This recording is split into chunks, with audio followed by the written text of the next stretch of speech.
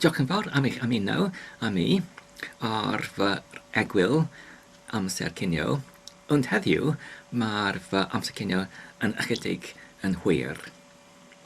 Fel efer, mae gyda mi fy disgled fan yma, iechyd da, ac hefyd fy mrecstan marmid.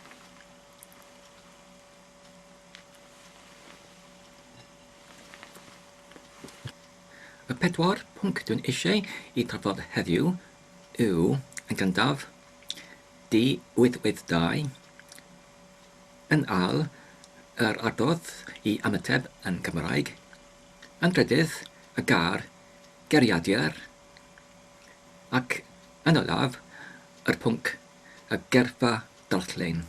Ac fel arfer, os ydych chi'n aros hyd at y diwedd, dwi'n mynd I esbonio pwy yw y darllenydd o'r darllen hwn, ac hefyd beth yw y teitl. Wel, yn gyntaf, beth yw d882? Wel, yr ateb yw, mae'r hynny yr chrif gwaith ar gyfer y can gyfansoddwyd gan yr cyfansoddiwr Awstria, Franz Schubert, sydd yn galw yn yr Almaeneg im Frühling, neu yn gyfieithu I Gymraeg yn yr Gwanwyn. Ac felly, yr ydyn ni'n yn ganol o mis Mai yn y Gwanwyn, gyda'r tywydd sydd yn arbennig o hyfryd yn y tymor hwn. Ac felly dwi'n teimlo mae'n addas I trafod y can hwn. Un o'n ffafryn erioed o'r caneuon Schubert. Ac hefyd, yn y fideo hwn, dwi'n mynd I gyflwyno yn fy meddwl I un o'r perfformiadau y gorau erioed o'r can hwn hefyd. Mae y geiriau ysgrifennid gan y cerddwr Almaeneg gyda'r enw Ernst Schulze, ac mae'r can yn ei wahanwyd yn 4 rhanbarth. Yn y gyntaf, mae'r dyn ieuanc yn cerdded o gwmpas y bro ac yn cofio yr agofion melys pan oeddwn ni'n yn cerdded am flynyddoedd o'r blaen gyda'r ei gariad yn yr un llecyn. Roedd yr tymor yn ganol Gwanwyn ac ar y dydd mae'r awyr las. Dyna'r ynfras y gyntaf rhanbarth, ac wedyn yn yr ail rhanbarth mae'r cerddoriaeth yn mynd yn ychydig yn fwy hamddenol, gyda'r ychydig ysgygiad o'r symudiad o gerdded drwy'r bro. Ac felly mae'r teimlad fel mae'r esbonwr yn cerdded yn y bro gyda ei wedyn, yn y milistr o'r bobl ieuanc yn ei gariad am y tro gyntaf, yn ganol yr tywydd braf o'r arwyr glas yn uchod. Wedyn yn y trydydd rhanbarth, mae'r cerddoriaeth ac hefyd y geiriau yn troi yn ychydig yn diwych, gyda'r dyn ieuanc yn hiraethu am ei gariad, ac dim yn adrodd yn manwl, yn amlwg, roedd ychydig o'r dryswch yn y rhanbarth hwn. Ac yn yr rhanbarth olaf, mae'r dyn ieuanc yn rhyfeddu i'w hunan sut mor dedwydd fyddai I fod y deryn bach yn sefyll ar rhyw gangen ar y coeden ac yn canu trwy'r holl haf ynglyn at ei gariad. Yr hon oedd yn cerdded gyda fe yn un llecyn flynyddoedd ymaith yn ôl. Yn fy meddwl I, mae'r can hwn y mwyaf gelfyddedig o'r tymor Gwanwyn, oherwydd y teimlad o optimaidd yn y rhanbarth 1 a 2, ac hefyd yn y rhanbarth olaf. Ond hefyd, mae'r cerddoriaeth yn arddangos yr arhyrlydd o'r cyfansoddwr Franz Schubert. Enghraifft, yn y rhanbarth olaf, yn y geiriau, mae'r aderyn yn canu, ac os ydych chi'n clywed yn cloi at y pianydd yn nodynau uchel, ydych chi'n gallu clywed efallai yr efelychiad yn y ysgigiadau neu y trills. Dwi'n wedi pori drwy'r perfformiadau o'r can hwn gan yr canwyr y gorau yn y byd. Mae'r can sydd gyda'r dyn yn siarad yn y person cyntaf yn yr geiriau, ond mae'r am poblogaidd gyda'r canwyr benywaidd hefyd. Ond yn fy meddwl i, mae'r perfformiad gorau erioed dwi'n gallu dod o hyd ar YouTube yw yr un gyda'r fenyw oddi wrth Taiwan sydd yn galw Cindy Kun Chuang. Mewn gwirionedd, ei perfformiad hwn oedd y gyntaf tro roedd ni'n erioed yn dod o hyd o'r can hwn, ac wedi clywed ei perfformiad am y tro gyntaf, roedd ni'n yn fy ysbrydolwyd i archwilio yn fwy ynglyn at y can hwn, ac i dod o hyd o'r fersiynau eraill. Roedd hynny oddeutu 7 mlynedd yn ôl, ac hefyd roedd hynny yn digwydd oddeutu y tymor Gwanwyn hefyd. Felly, trwy'r holl Gwanwyn ac hefyd y holl haf, roedd fy atgofion yr cyfnod hwn llenwyd gyda'r y teimlad ac hefyd y cerddoriaeth o'r can hwn. Am y cyfnod hwn, roedd ni'n gyrru car pob dydd i gwaith, a gyda'r tymor Gwanwyn, ac hefyd y tywydd braf, ac hefyd gyda'r y cerddoriaeth y can hwn yn llenwi yn fy meddyliau, roedd y profiad pob dydd mor ardderchog, ac dwi'n mor diolchgar am i dod o hyd o'r can hwn, ac hefyd y perfformiad hwn, achos dwi'n meddwl mae'n rhywbeth arbennig yn y perfformiad oedd yn fy effeithio i bod lenwyd gyda'r teimlad cerddoriaeth mor optimaidd ac hapus ar y pryd, ac roedd y profiad hwn yn barhau trwy'r holl haf hefyd. I ddechrau, mae'r gyda'r llais Cindy Kun Chuang, yr ansawdd mor moethus a llawn hefyd. Ond, seiliedig ar hynny, mae'r ei dehongliad o'r geiriau mor naturiol a di-gymell.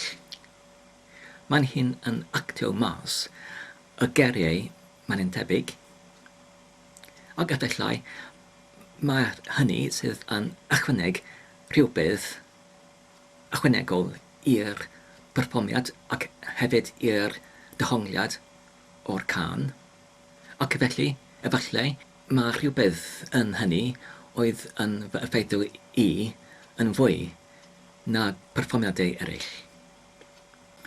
Ond ydych chi yn gallu penderfynu ar gyfer y hunain. Ar diwedd y fideo hwn, ar y sgrin, dwi'n mynd i gosod y gysylltiad i'r fideo hwn, ac hefyd i'r fideoedd eraill gyda'r Cindy Kun chuang. Nawr te, ymlaen i'r ail pwnc, sef yr adrodd I ymateb yn Gymraeg.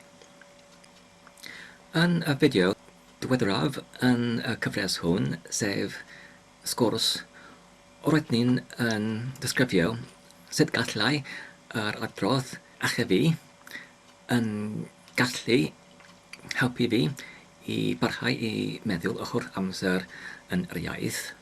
Ac hefyd, yn yr un modd, mae gyda fi adrodd debyg arall sydd yn gallu gwneud yr un peth, ond ar gyfer rhesymau gwahanol. Yr adrodd yw y 4 gair I ymateb yn Gymraeg. Os dwi'n ymarfer yr adrodd hwn fel mantra, gallai yr adrodd hwn yn fy helpu I barhau I meddwl yr holl amser yn y iaith. Ond sut? Wel, drwy'r ymarfer yr adrodd achefu, mae'r hynny yn paratoi fy hun am y sefyllfoedd pan dwi'n angen I ymateb gyda syndod I rhywbeth, ac os mae'r adrodd achefu yn eisoes yn barod ar fy gwefusau, dwi'n yn gallu dweud hynny fel ail natur. Yn yr un modd, os yw yr adrodd I ymateb yn Gymraeg, os dwi yn dod o hyd o rhyw cwestiwn neu sefyllfa yn Saesnig, efallai os dwi'n yn darllen rhywbeth yn Saesnig ac dwi'n yn eisiau I ymateb i'r cwestiwn hwn, dwi'n yn gyntaf yn gallu dweud yr adrodd sydd yn barod ar fy gwefusau, sef I ymateb yn Gymraeg, ac wedyn dwi'n yn gallu ymateb y cwestiwn hwn yn Gymraeg yn hytrach na'r ateb y cwestiwn Saesnig gyda'r ateb yn Saesnig. Os dwi'n yn gallu gwneud hynny, dwi'n yn gallu barhau yr un llinell o meddyliau yn y cyfrwng Gymraeg yn hytrach na troi I Saesnig ac wedyn I dilyn yr holl linell o meddyliau yn Saesnig. Dyna felly yw ffordd arall I gallu parhau I meddyliau yr holl amser yn yr iaith. Wedyn i'r trydydd pwnc, sef y gair geiriadur. Am y pwnc geiriadur, dwi'n just eisiau I dweud mae'r hwn fy ffrind bywyd, nid just drwy y gyfnod o dysgu yr iaith. Achos dwi'n ffeindio, mae'r geiriadur llyfr sydd yn hollbwysig, beth bynnag y safon o iaith. Dwi'n dal yn defnyddio y geiriadur ar gyfer Saesnig, lawr o amseroedd jyst I edrych ymlaen y geiriau syml sydd dwi'n yn eisoes yn gwybod ei ystyriau, ond dwi'n jyst yn eisiau I gwirio ei sefylliad enghraifft. Yr un peth gyda'r geiriadur Gymraeg, yn defnyddio y geiriadur nid yw arwydd fy mod yn dysgwr, mae'r jyst arwydd fy mod yn eisiau I gwirio'r geiriau yn yr iaith, ac felly mae peth da I defnyddio'r geiriadur yn aml, dwi'n meddwl, ac felly dwi'n meddwl mae dilem I ni I fod yn fach I defnyddio y geiriadur pob tro. Wedyn, mae'r hynny yn ein arwain ni yn sydd at y pwnc nesaf, sef geirfa ddarllen. Os dwi'n yn gofyn y cwestiwn I chi, beth yw eich ffordd gorau erioed o ddysgu geirfa? Beth byddai hynny?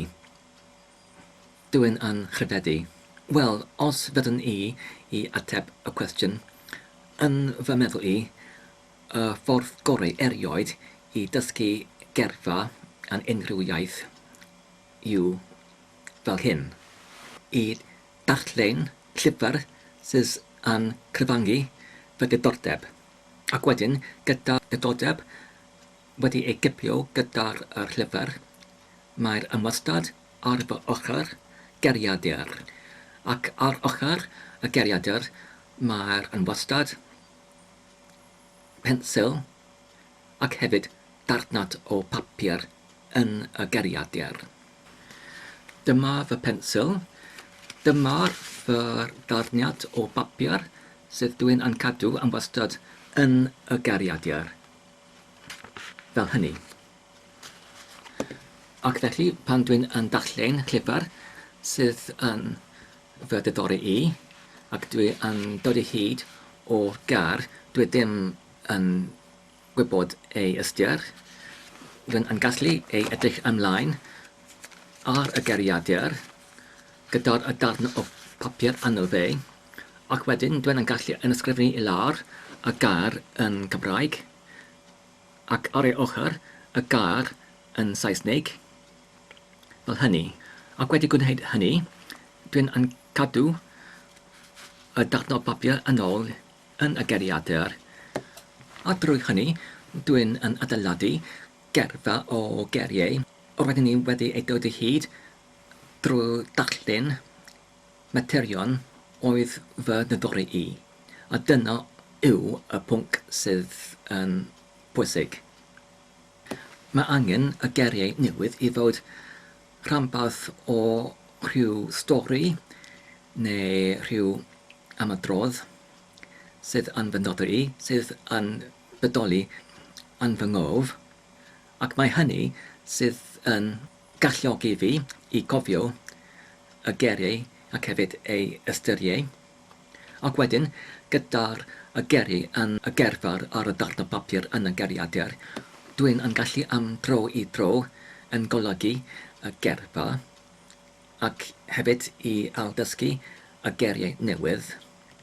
Achos os rydyn ni'n jyst yn dysgu y geiriau, jyst y hunain gyda'r ystyriau yn y Gymraeg ac hefyd yn y Saesneg, heb unrhyw perthynas i unrhyw stori neu cyd-destun, mae hynny yn jyst yn rhy haniaeth ac dim yn golygu rhywbeth yn fawr yn ei demlad neu meddyliau ni.